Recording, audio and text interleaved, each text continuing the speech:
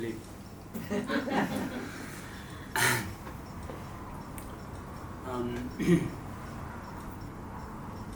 Hello everyone. How are you?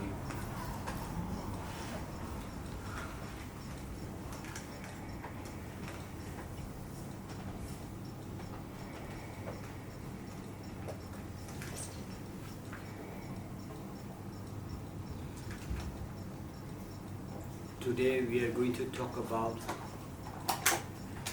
4 immeasurables.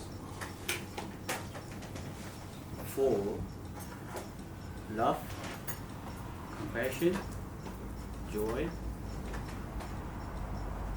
and equanimity. So, did you hear about this before?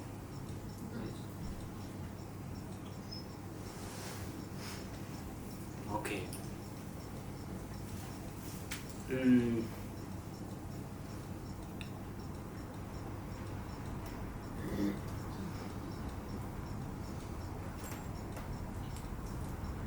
For immeasurables.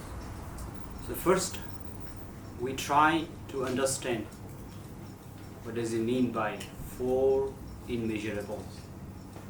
Okay, we know this 4: love, compassion, joy, and equanimity. But what does it mean by immeasurable?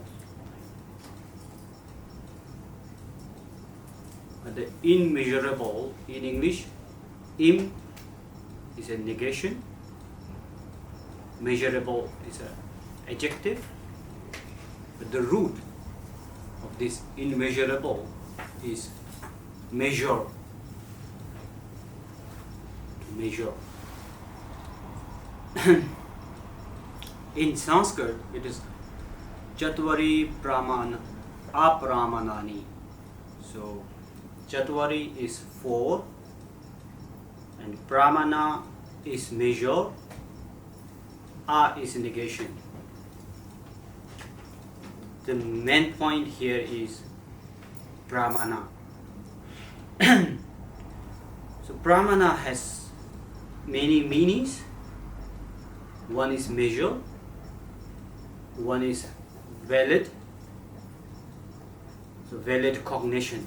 We have a cognition, we have a mind, we have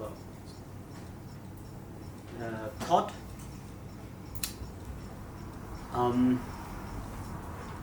Authority, like when you say this is good, what is authority to, what authority you have to say that, okay, this is good and this is bad. So that is Pramana. So that is the measurement, right? So the measure here has a deep meaning. So we try to discuss about this for for the communication, and then we can move to the 4. Yeah. Measure. How can you measure? Okay, he is kind, he is not kind. So how you measure that, right? What makes you to say that? Do you have any measurement? Like, okay, from here to here he is kind, and here to here he is not kind. So how do you say that? The measurement, like, it's important to understand.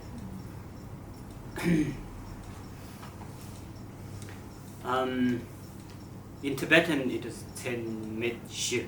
So tet is a measurement, but tet is also same like the authority.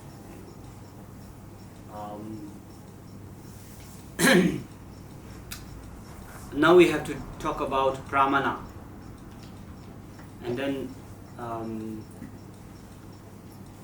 in not in Buddhist, only in Buddhist tradition, like the ancient tradition, they have this epistemology. So you can have basically three kind of violet. One is direct perception, and one is inference, one is testimony, which means in Sanskrit it is agama, basically a message from somebody. Okay, this is white. You can see directly that you have a direct perception, your eye, consciousness, whatever, you see that. So that is one valid cognition. And another one is you look at me and you can hear the car is moving on the road, but you cannot see that. But you can say, okay, there is a car going on the road. So you have a reason, you have a logical reason to say that. So that is second one, inference. And then third one is okay, that somewhere the restaurant is open now because my friend told me. Right? So that is agama, that is testimony, that is still you have reason, but not reason that you can prove. Basically you believe in somebody's message or somebody's. And then we have Buddha's teachings, that is one. And basically in Buddhism, things are divided into three categories. The direct object, hidden phenomena, and then very hidden phenomena. So when you say, I know, what do you mean by that? Maybe you know that you see directly, or you have a reason, logical reason, or somebody told you that, okay, this is that, right? So here they are talking about measurement. How you measure this is true. You can measure by your direct perception, or you can measure by the reason, or you can measure by the message, or testimony. So these three called, there's a sutra in Sanskrit. Now it is part of Patanjali Yoga Sutra. Pratyaksha, Anumana, Agamaha, Prananani. So Pratyaksha is direct perception, Anumana is inference, Agama is testimony. So these are the pramanas, these are the authorities, these are the measurement, right? So I don't know exactly here we can connect to this topic today, but it is important to understand that. Yeah? But then when you say pratyaksha, the direct perception, there are two types of direct perception. One is this five sense, hearing, seeing, touching, these five senses. Another one is yogic perception. Maybe you have a reason, you can understand something by the logical reason, and then you practice, meditate on it, and then slowly that inference you can transform into your experience, like the truth or the reality of the existence. From beginning,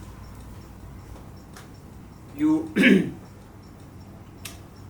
maybe you have a understanding, intellectual kind of understanding by the logical reason, and then slowly you improve that logic, and then slowly you can experience that, right? That direct experience is yogic perception. It is not that you see something by your eye or hearing.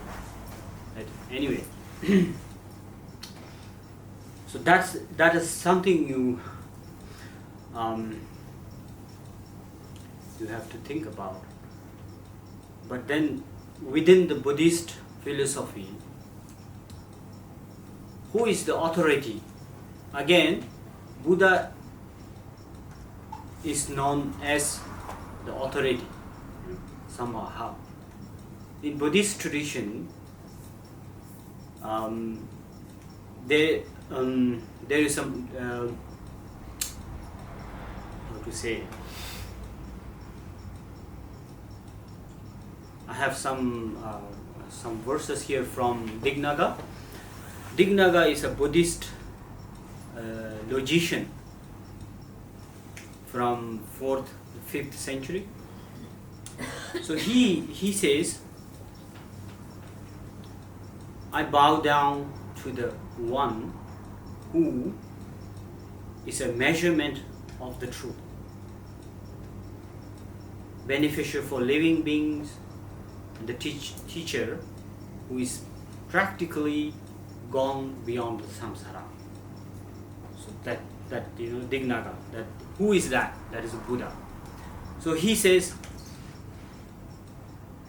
in Buddhist tradition, Buddha became, the Buddha. Buddha became somebody who understands the truth directly. So that's why I bow down to the guy, to the man, Siddhartha Gautama. He became Buddha, so that's why he's special. If he was already like fixed kind of measurement of the world,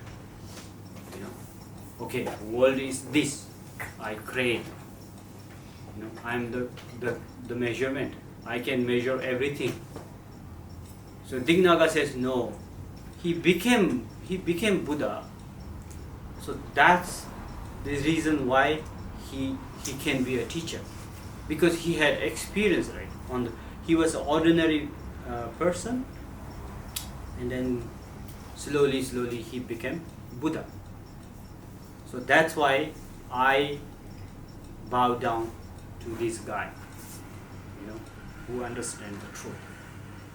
So he can show me the path to realize the truth and free from the samsara. Samsara means the worldly, life. So here, again, how can you say that he is right or he is true? Yeah. How can you say that?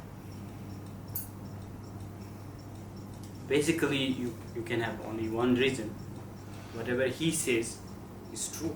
Otherwise, how can you say that he or she is true, right? So through the teachings or through the talk, you can see what he is thinking, what she is thinking, right? So that teaching also known as the measurement. But the real measurement is the understanding. Okay, when you understand something and you say something, right? Through the talk, through the message, you can infer what kind of experience he has. Yeah. So that talk, that message is the agama one, right? And then through this one, you again go back to the real authority. That is your thought. That is your experience. Yeah. That is Dignaga. Dignaga wrote a text called Pramana Samuchchaya. He wrote many different texts on the logic, but later he kind of summarized all of these texts, and that text is called Brahmana Samuchaya. So these two lines is the beginning. From the beginning, there are two lines. Okay, Buddha became the Siddhartha, the Gautama, the Indian, prince, became someone who is called Buddha. Also, I respect him. So this is the two lines of the text. The text has 6 chapters. And then his disciple, Dingnaga's disciple, Dharmakirti, the Acharya Dharmakirti, he was interested to explain these two lines.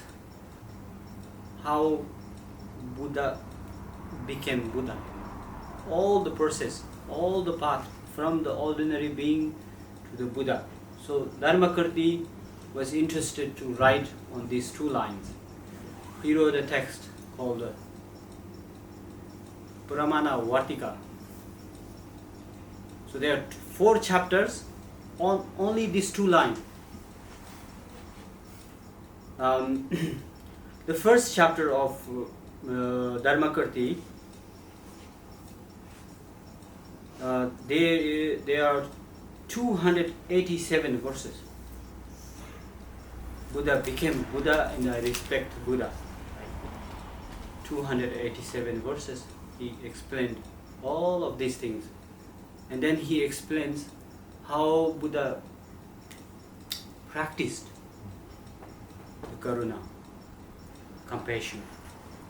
How it is possible to practice compassion and free from the problems. So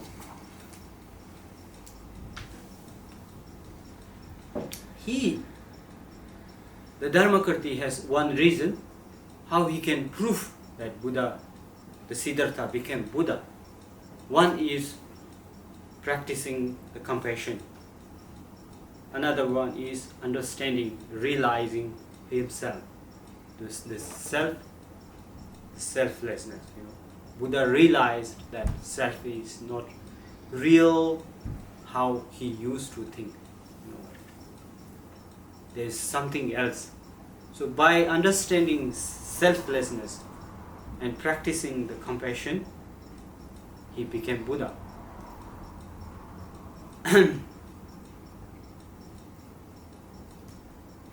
Okay. Then again, the Dharmakirti explains that Buddha was a compassionate. He taught all these teachings only because of the compassion.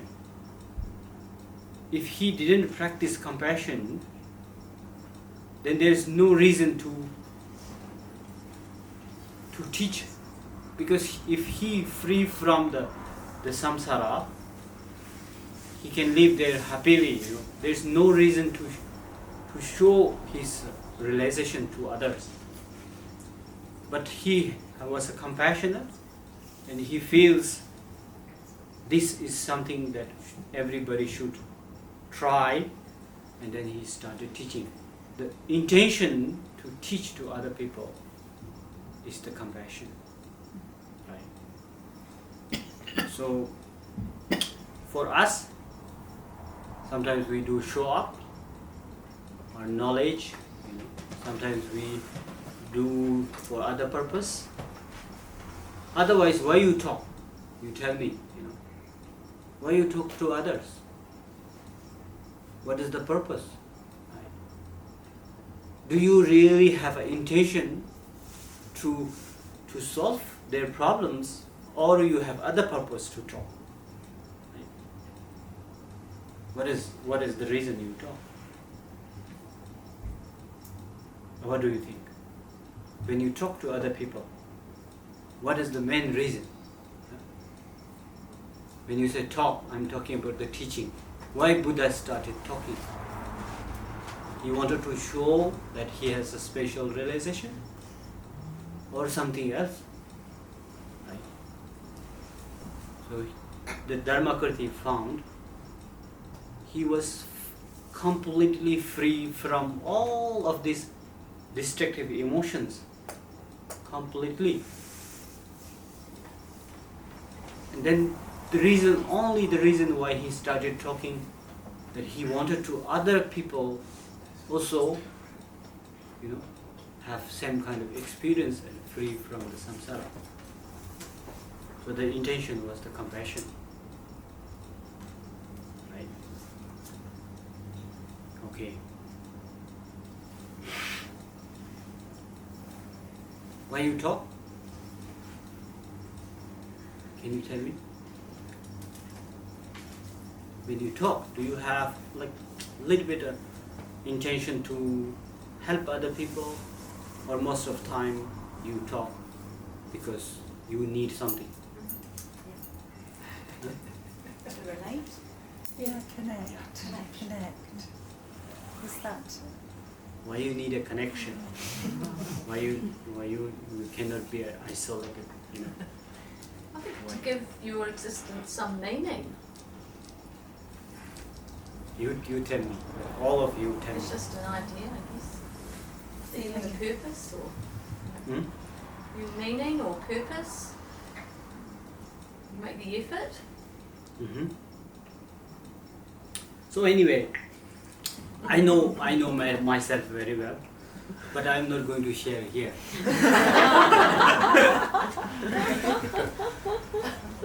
But you can think about that. You don't need to share. I think it's not a good idea. What do you think? Okay. So now we try to understand these four. First one is again different masters. This four. Sometimes they talk about equanimity first, and then love, then compassion, and then joy. Slightly Theravada, then Mahayana, Tantric practice, Vajra, Shravaka, Vaibhashikas. They have different kind of purpose to practice these four, slightly different, but somehow to free from destructive emotions, these four are helpful. Okay, first one I have here, equanimity. When you say equanimity,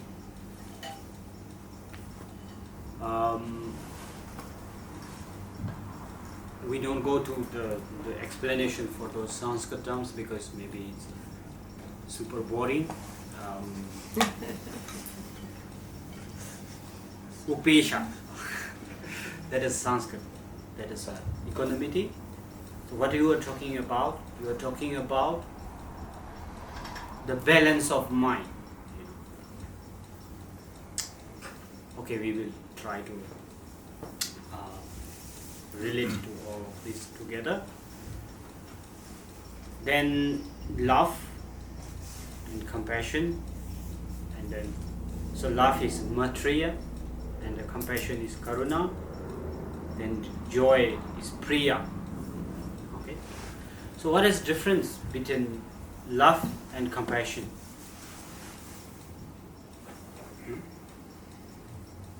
Can you tell me?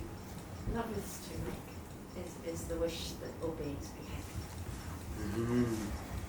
And compassion is the wish that they be free from suffering. Yeah, very good. Can you give me example? Probably tomorrow. Yeah? Very nice. Okay. I give example today and you give me tomorrow.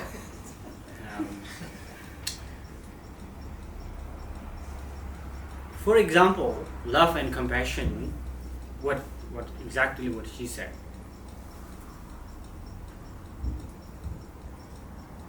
Love. When you see somebody is enjoying, like the baby is sleeping, and mother say, "Oh, don't shout, don't talk loudly. He or she is sleeping." So that is love. You want to the joy of this small, living being, just as it is. That is love. When the baby is coughing or having fever, and the mother says, "Oh, I want to take her or him to the hospital," so that is compassion. Right?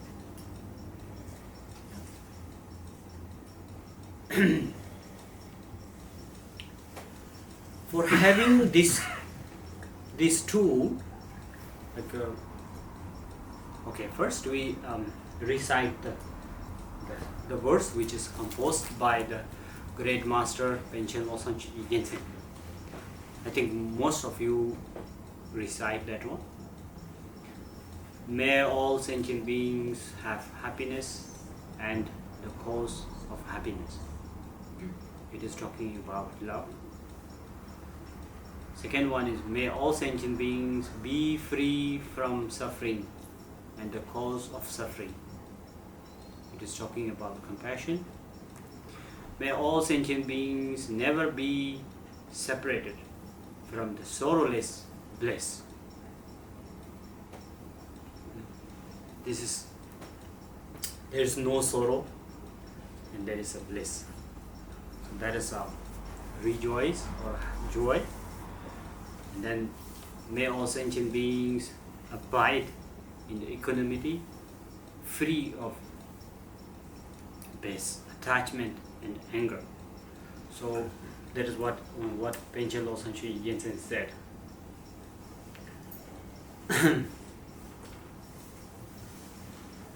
Okay. More or less, we have a compassion and we have a love. But that is maybe for limited beings, not for all. And maybe you can have love for your family, relatives, friend. Maybe you can have a compassion, like for homeless or limited. But you cannot have compassion to, sometimes you cannot have compassion to Putin or Donald Trump. You cannot have love towards those guys you had sometimes, right? So maybe some other people, you have this kind of example in your mind, I know. So I have like list thousands. But when you have a kind of hatred or anger towards anybody, that is there in your mind, right? So basically it makes your mind unbalanced. It is your problem, right? Of course these guys are stupid and painful, but once you have this painful feeling, that feeling is yours, right? As long as you have this one, your mind is not completely restful. So how we can have a compassion and love towards all sentient beings, all living beings? That is called immeasurable love. When you have immeasurable love to every living beings, then your mind becomes completely restful and calm, happy, right? Then what makes you to have a compassion toward like the painful guy? What makes? Well, everybody say be happy, be positive, be in present. Everybody says that, right? But I know it's good to be in present, to be positive, to be happy, but what is the matter? You tell me, how can I be happy always? How can I be positive towards everybody? What is method? So this is important to tell, to share, or to show the method, how you can be a positive towards everybody. Otherwise we all say, right, be happy, it's okay. But that doesn't help. If you are, I'm unhappy and you say be happy, I'm not happy, please. So what to do?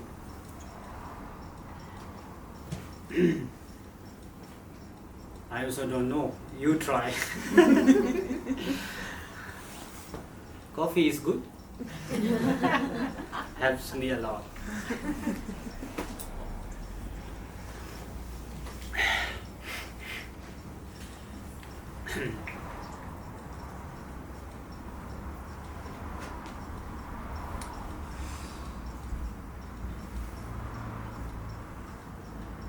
What to do?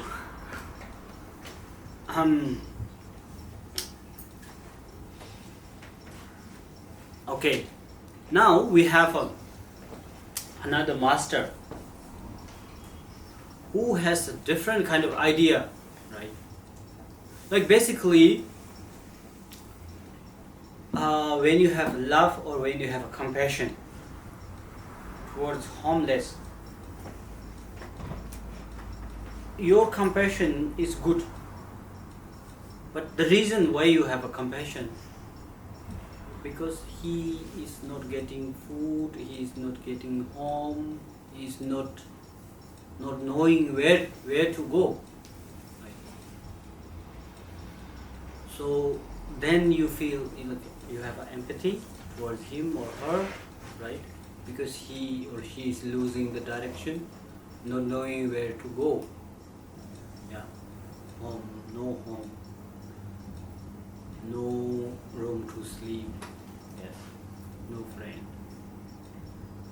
But the Acharya Chandrakirti has a different idea for compassion. What does mean by compassion? He has a different reason to generate compassion.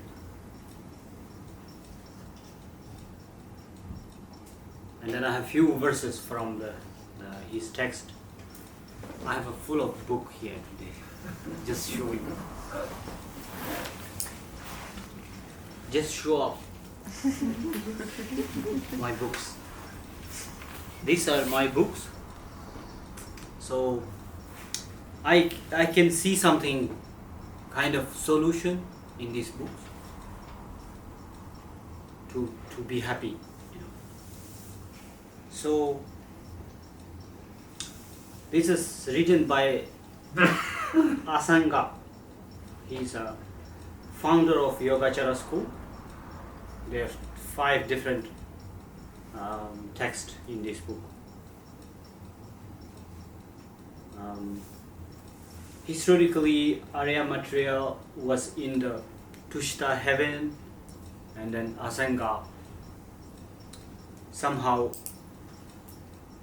could figure out to listen from him. This is a long kind of tradition, a story.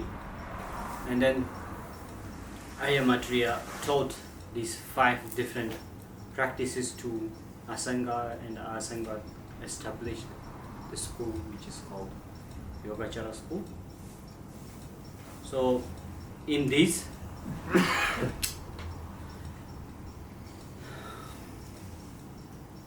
there is a text called Guru Tantra or Guru Tantra. So there he talks about the real nature of you and the real nature of everybody. Do you know Om Mani Padme Hum? Yeah. So this is a mantra which tells you the real nature of you. Om is a starting of the mantra, and man is the mind, Padma is lotus. So it tells you that your mind is like the lotus, pure, clean, but grows from the mud. So your mind is associated with destructive emotions right now, but its nature is pure, clear. If you remove those negative emotions, your mind is like the lotus. That is called Tathagata Garbha, Buddha nature. So you can really free from all these kind of emotions, because emotions come and go, and if you make effort, you can free from this. Then this Guru Tantra tells you how you can practice. If I read them, it will take a long time. So I memorized this long time before. Almost all of these I memorized when I studied in the monastery.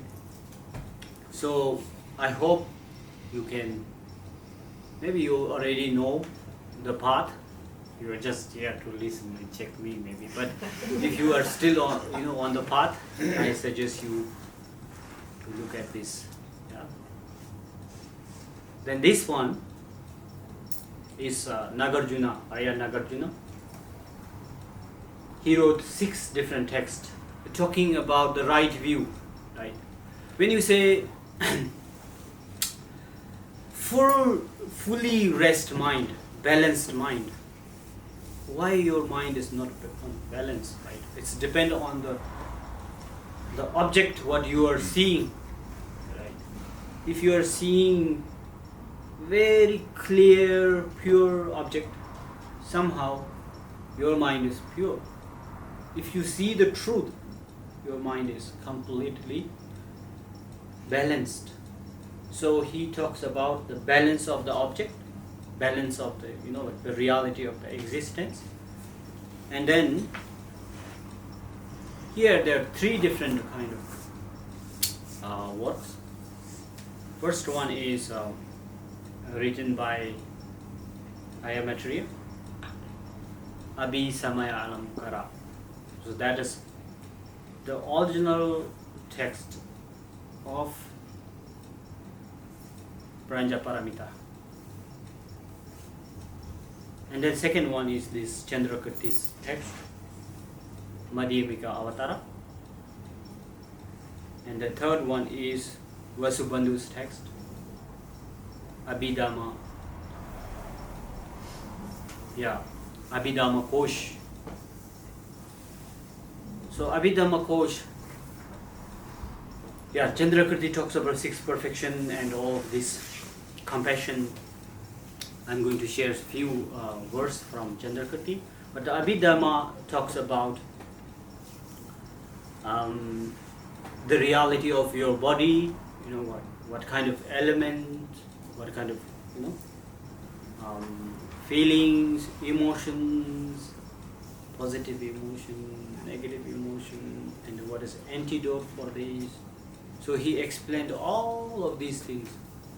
So there are 2 different kind of scholars who, the one is Buddhist.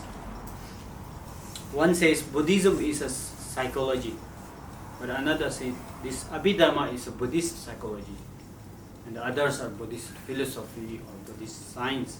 So Abhidhamma is something which is very much focused on your state of mind, feeling, emotions. So anyway, then this one is Kamalashla, another great master who came to Tibet, and this is Aryadeva, 400 verses. So to understand this, all of these masters explained in different way. So I think I'm making this more boring or what? No?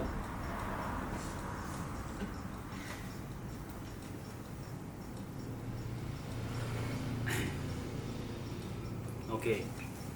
Now you have a compassion toward the homeless guy because you have empathy that he has no home, right?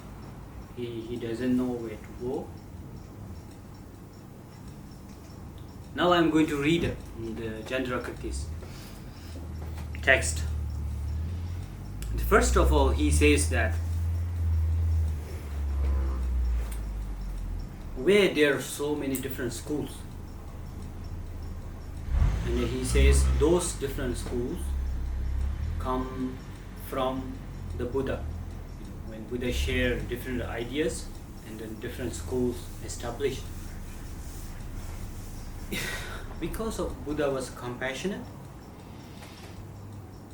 he tries to show the path which is suitable for that particular person. He doesn't share whatever he knows. He was not like me, just show up. He just share whatever you need. So there are like many different kind of destinations for different practitioners. So then the Chandrakarti asks where these different schools come from, and he says this come from Buddha, because Buddha shows different paths to different people, right? And then he asks where this guy come, so-called Buddha, who is showing different directions to different people. And then Buddha comes from the Bodhisattva, great practitioner. I mean, Buddha was a practitioner basically. Right? Then, who is the Bodhisattva? Who is the great practitioner? Then he says the one who has true, genuine compassion. Right? So the compassion is again the root. Compassion is again the root of the Bodhisattva, cause of the Bodhisattva. And if there is a Bodhisattva, then Buddha, then different schools is possible. So again, he emphasized his compassion is the main thing. If you are compassionate, then you can become Buddha. Right? Then again, he talks about how the compassion is important. He says the compassion is like the seed from the beginning. It's very important. If you are beginner, you are new to this practice, you must practice compassion. Means you must see all people equal. Yeah. This is the practice. Then compassion is important in between. Even you are a little bit high level practitioner, if you think compassion is important, like the water, when you water to the plant, and then it helps to grow that seed, right? Compassion is like the water. If you think you already done all practices, compassion is like the fruit, what you get at the end. If you think you are completely, gone all through these practices, if you have no compassion, then you plant the seeds, water it for years and years, and you know no fruit. What is the point, right? So he says, compassion is what you are going to eat, but what you are going to plant, how you help that plant to grow. This only the compassion. Means what? To see all people equal. So when you have somebody to look down, somebody to look up, what is your problem in the world, right? It's beautiful to see, to talk to the watchman as you are talking to your boss. Such a good quality of human being, right? Why you change from the gate to the main office? Why you have different character? You are arrogant, you are strong, you look, you show long face, and then you change in main office, you are respectful, you have different language. What is your problem? Why you cannot be equal from the gate to the main office? This is a question. If you can do that, you don't have arrogance, you don't have fear of somebody, right? I think this is incredible human quality. So that is called compassion. You want really, you both free from the suffering. Also you want this watchman or whatever cleaners free from the suffering equally. Then what makes you to see them equal, to see them same? The best one is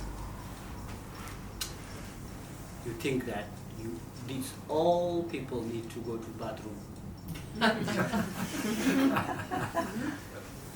It's so powerful. Yeah. It makes you to think, because you forget. Somebody seems like they don't need to go to bathroom. You're afraid, you respect, you understand. So this is so simple, but we forget.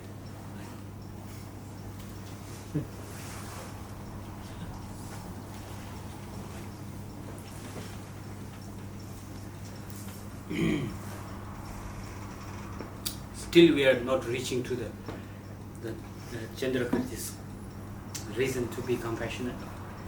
Okay, we all have a compassion towards homeless guy because he is not knowing where to go.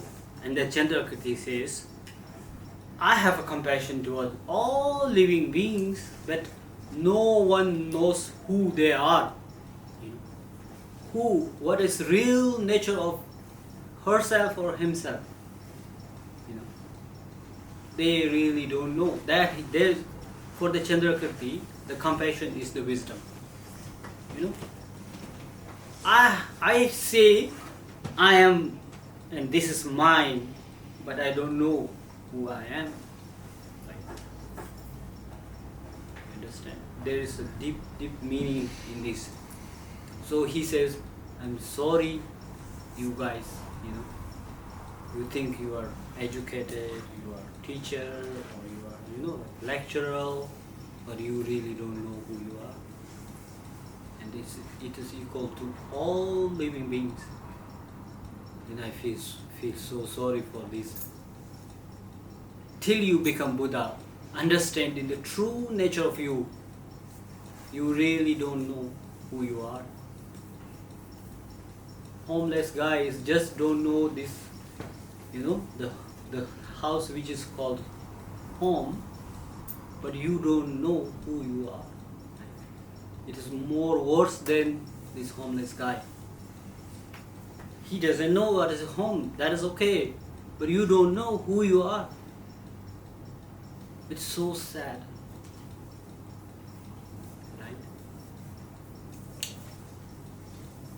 So once you know that who you are,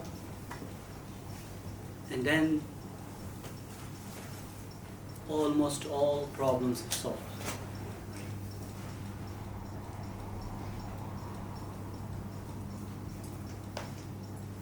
Then he says, these human beings are like the moon in the water. When water moves, they are moved. Right? Really not, they are not stable. Somebody say you are so nice, you are moved. And somebody say you are so bad, again you moved.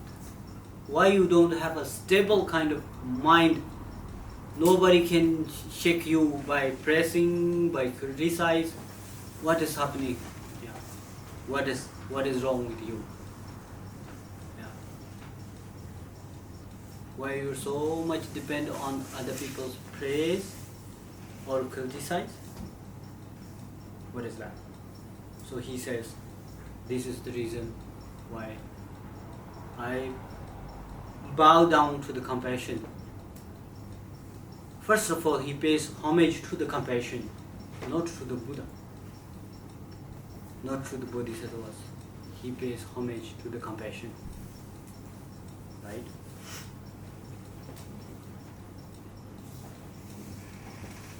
Okay?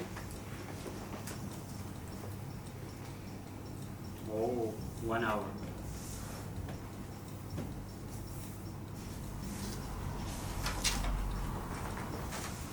Can we discuss now? Do you have any question? Do they have the order? Like last time you talk about like which generated which, and so did the Yeah, form of okay, that's good. But still I have something to share, but sometimes I forget what I'm talking about. Okay. Compassion is the important thing. And then when you have a compassion, you can have love. And for love and compassion, first of all, you must learn how you will not disturb others. That is love. Yeah. How you will not disturb others. How you will not harm others. So that is love. Okay, you can be you. You can be there in your place, but try to not harm others. So that is your first. As a living being, you can really control yourself to not harm others. So that is your responsibility. That is the way how you can be happier. So first is love. Okay. Then second one is compassion. If you can do, try to help others. That is compassion, right? And then for that, it is not easy at all, right? Sometimes you want, even it's not easy at all. But you have to think all living beings are same.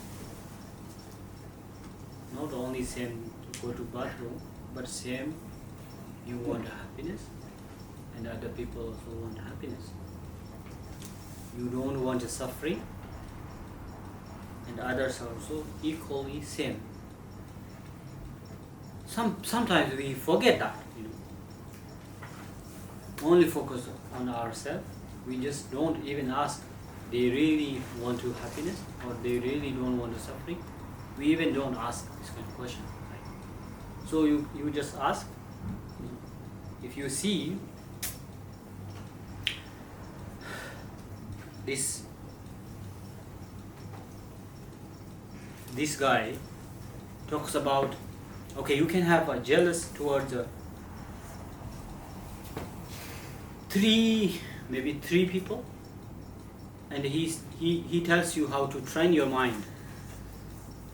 If you see a lady and you have anger, hatred or jealous,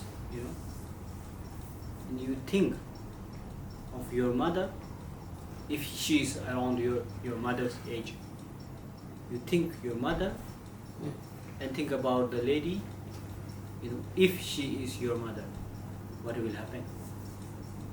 Many times, it's so powerful. Just think of if she is your mother. If she is like your sister's age, he says you think of your sister. If she is your sister, and what I will do. It is a mind training. It's important to ask yourself, right? If she's your daughter's age, and then you think of it again. So it is mind training. You can think of anybody who you love. When you hate somebody, you think of that guy or that girl, and if he is that one, real, and then you can, you can compare in between these two. Okay, he wants this one, and this guy is a son of a mother, brother of a sister, father of a child, but completely same as this guy whom I like a lot. Then you are giving a training for your mind. It is not about how you can benefit for them, but how you can be calm and how you can be positive. So we need this training. There's no kind of, painkiller that you have this pill and then you have no pain. So you have to think and train your mind, right? So there are lots of practices. That's why that makes me to carry all of these books all the time. So then you can have a kind of similar feeling towards people.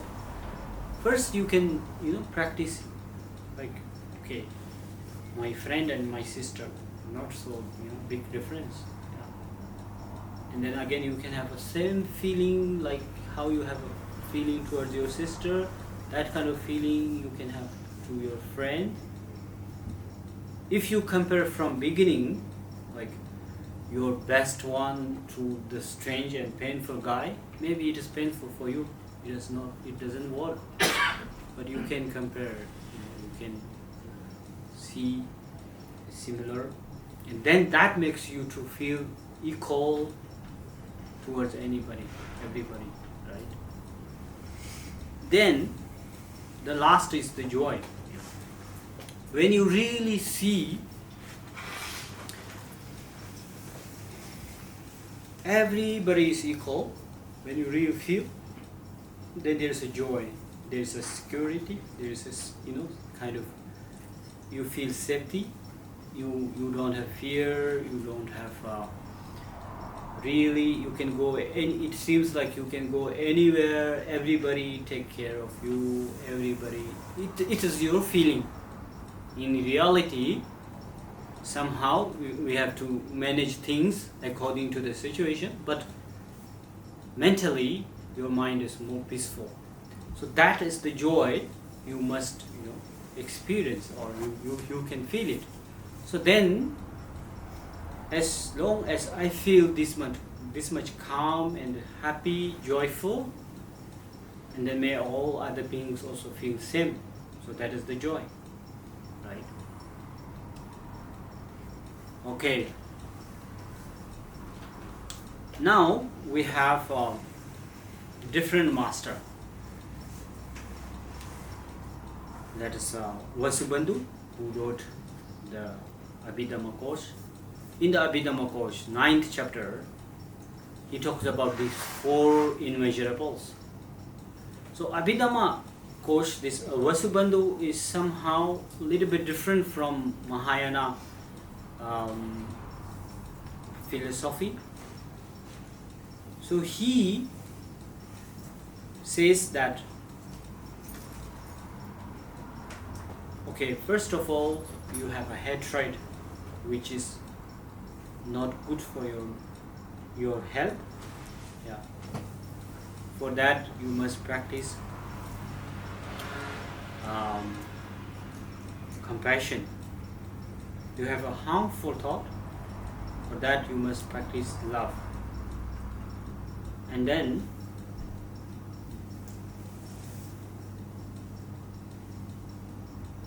you have a desire and attachment. For that you practice equanimity. Right. So his approach is a little bit different from the Chandrakirti. So let's discuss about, can you really have, like, it is okay to have a hatred, harmful thought, to have a desire, to have a jealous, to have anger. Is that okay? Or some people say, okay, we must have a desire. What do you think? Desire is something that you should not have, or desire is something that which is fine? What's the difference between intention and desire? Intention, yeah, that's good. Sometimes love seems desire or attachment, but desire is always related to selfish kind of reason. Desire and love is always a warm heart towards others. If you have a baby and you really want the baby to be happy, sometimes it can be attachment, desire, and sometimes you take baby as a part of you. That is related to selfish reason. You really don't take as a separate being, and you can have love. The real love is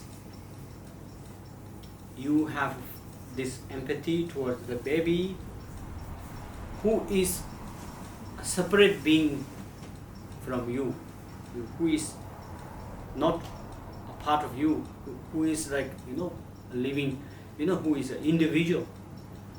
So that kind of feeling helps you to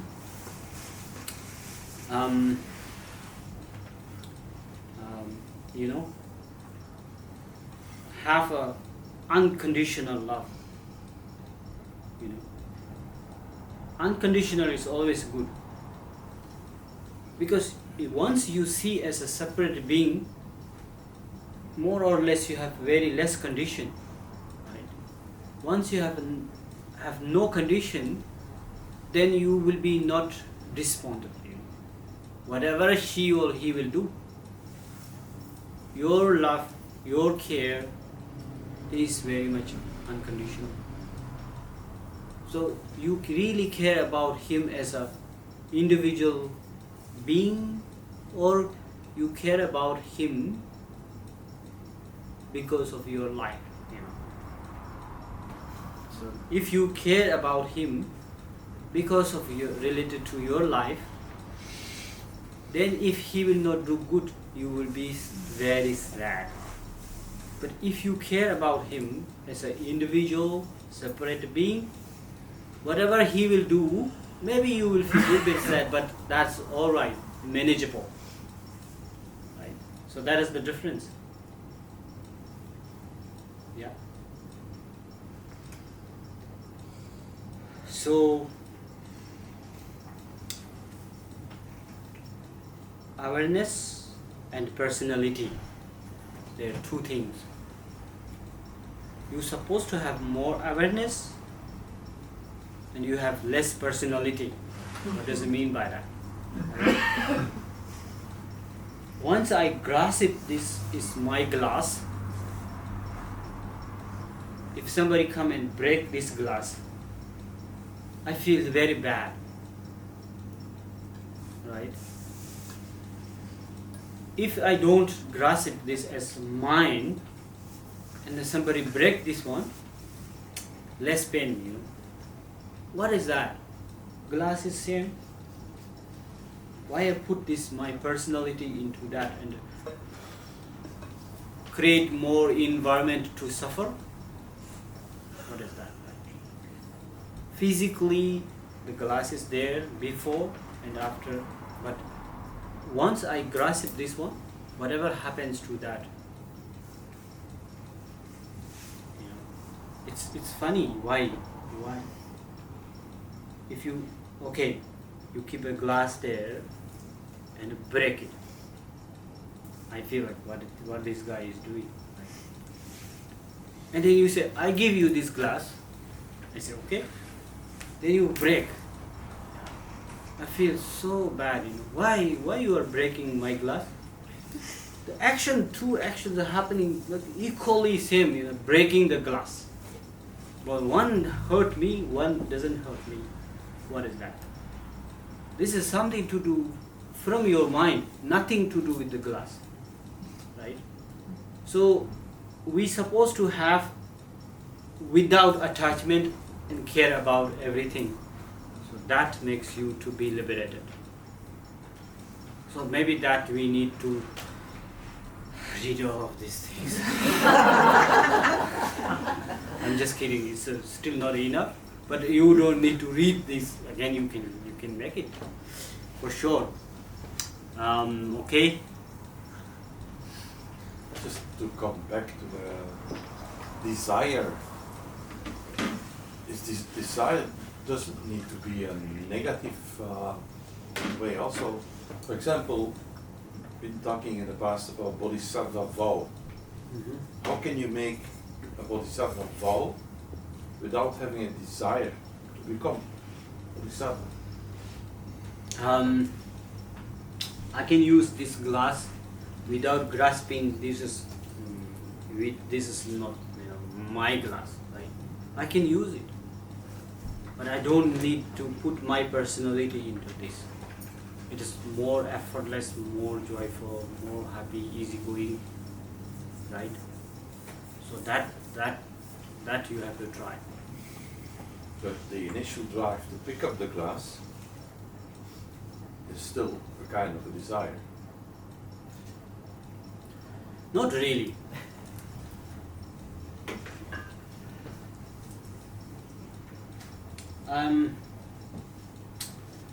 If I say, I hold this in my right hand and giving to left hand. Okay, I give you, I give you, I give you. Something is happening, right?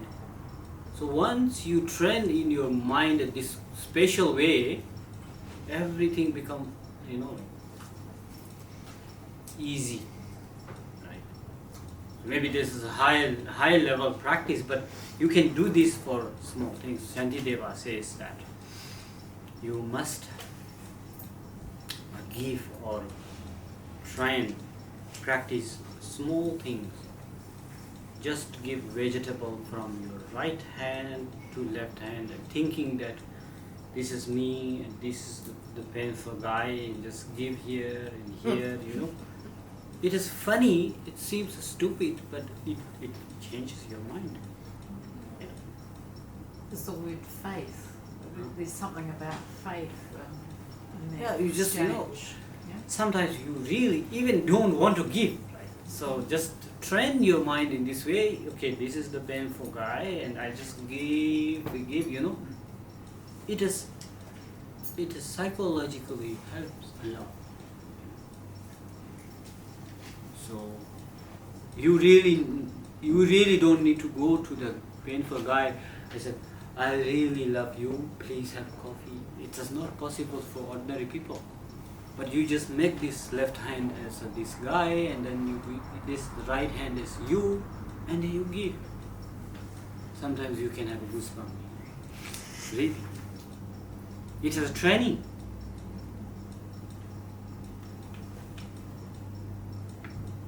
Okay? I'm still struggling with the baby. Okay. So the baby, I'm supposed to think, is somehow separate. And yet there's another aspect of the teaching which tells us that we're not separate. And that it's that recognition that we're not separate that somehow breaks down that barrier of me-ness.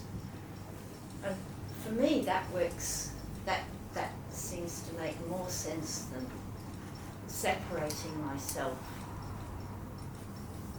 I don't know whether, I think that's why it's not working for me. Yeah.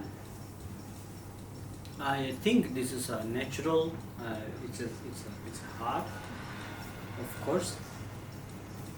But I have no experience with because I had no baby till now. But even if it wasn't a baby, if it was another being. Another being, when you say you really, like intentionally, you should you don't need to have that kind of strong feeling, or he is another guy, but still if you don't have really, if he will not do good job, then I will be in trouble. This kind of feeling, if you don't have, that's good enough, I think.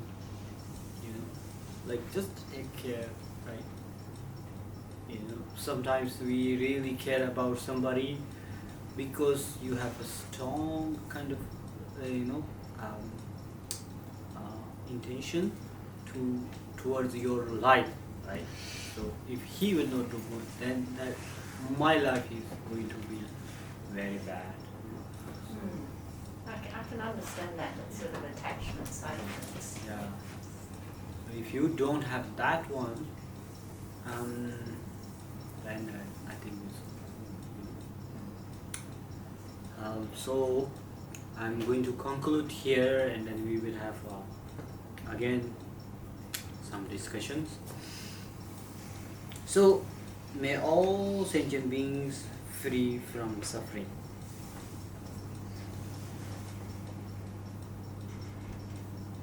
It's good, but you are so much aggressive towards your roommate, neighbors, classmates, colleagues, people who are working with you. You really don't have a little bit kind of understand. If you say all sentient beings free from suffering, may they have happiness, it doesn't make much sense, right? So sometimes all sentient beings means your partner or the one who is with you. You really don't see all sentient beings, right? How many people are here? I think maybe 35, right? But this is all sentient beings now. If you have no arrogance towards each other, if you don't feel shy towards each other here, this is all sentient beings. You take care, love each other, care each other. When you go in other place, maybe the sentient beings will change, but you will not change, right? So that is very much important, and that is practical. That is going to make you happy. That is going to make you more positive, and you are more beneficial for people around you. So this is the topic which I choose, better person in the society, by practicing this for immeasurables. So you are not really focused on your partner only. You really see everybody is equal. So that makes you more beautiful, and that is the quality, right? What we need now in this room today. When you go in the class or wherever, and you think and you practice. Once you practice all these things, you can talk anytime, and you can share your thought, and you can be energetic all the time. It is not about all sentient beings. It is all about your benefit, your joy, your well-being. Okay? Thank you.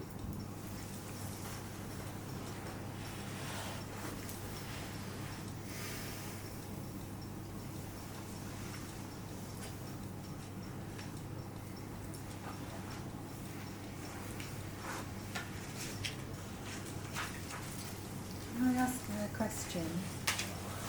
Can I ask a question about attachment, and one of the questions that you asked us about, when you gave the example of the lotus, do we need the manure, the attachment, the manure, the mud for the lotus to blossom? And without that, it would not blossom? Do we need to work with those? Is it a way that it's a positive to have these experiences for them, for these emotions, so we can transform them so the lotus can blossom? And could the lotus not be without the mud?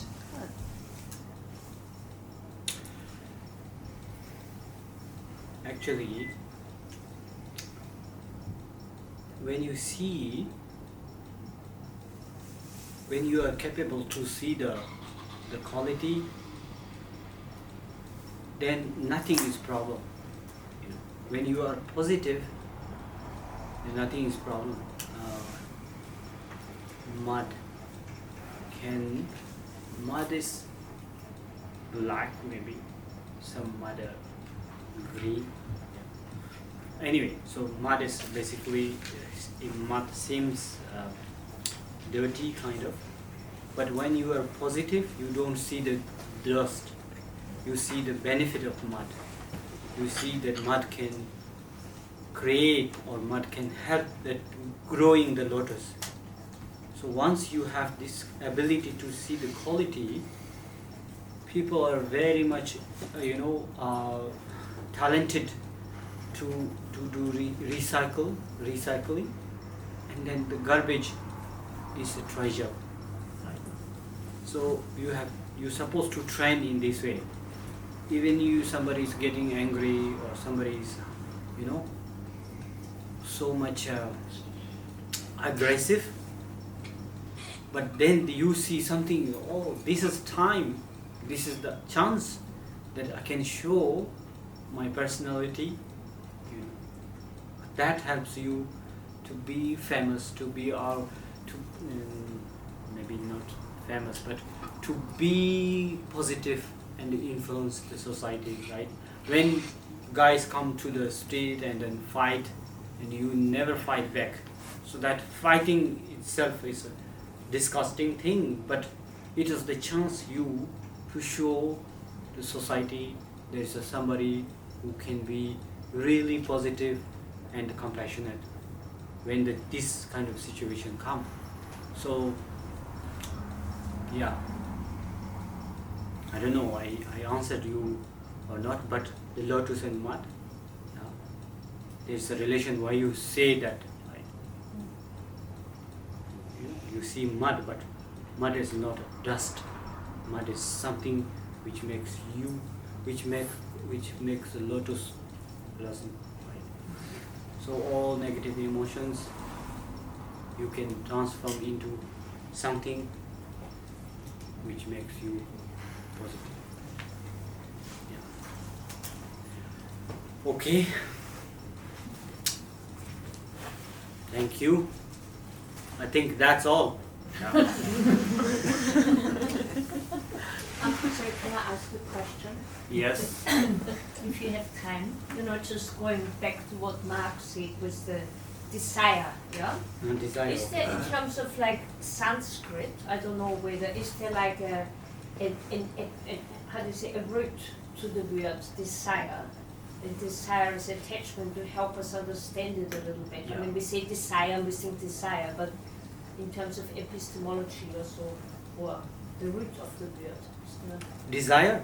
Well, desire and desire is attachment to help us really unpick it.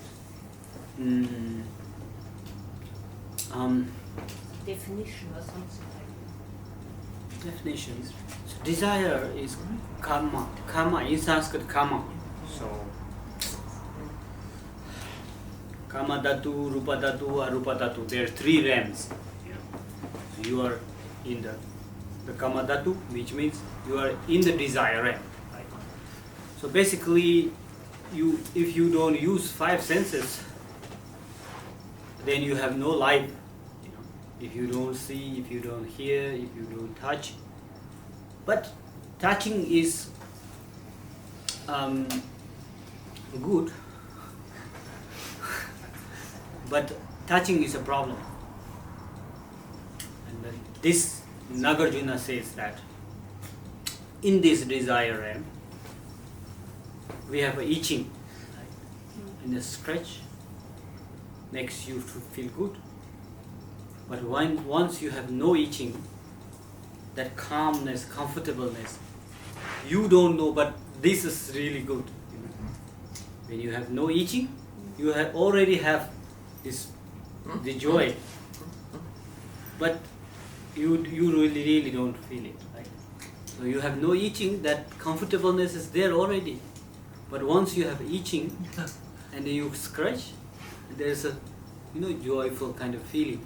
So that is attachment. But without attachment, that is that you have no itching at all. You understand? Yeah. So in the desire, we always depend on the scratching. Pleasure is the scratching. You always make effort to feel good, But at the moment you feel good, it is gone. Yeah. Yeah. So you go deeper and deeper into samsara through the flow. Yeah. You scratch, then maybe you hurt Then your you have skin. to put on an ointment that makes it numb, and that feels good. And then you have to go get some surgery, and that makes it better. And then you have to go. Exactly. Yeah. Yeah.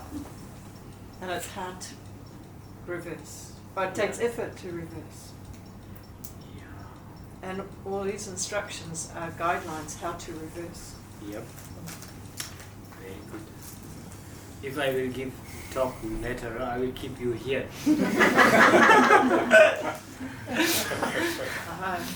I think you spent about 18 years in the monastery with the books. Huh? I'm playing catch up.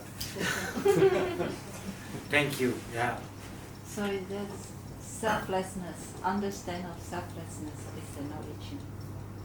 Yeah, it's like if I think that I talked a little bit before, but knowing who you are is included. The Buddhism is study about yourself. Study about yourself is forgetting about yourself. That is a great saying. So once you think about yourself and study about yourself more and more, you really will not find. So, but not finding you is a source of joy, source of positive, and source of happiness. Yeah. Okay. Thank you. Thank you. Yeah. Yes, done. Thank you. See you. Can we take photo? Yeah? Okay. Here? Can you come here? Yes.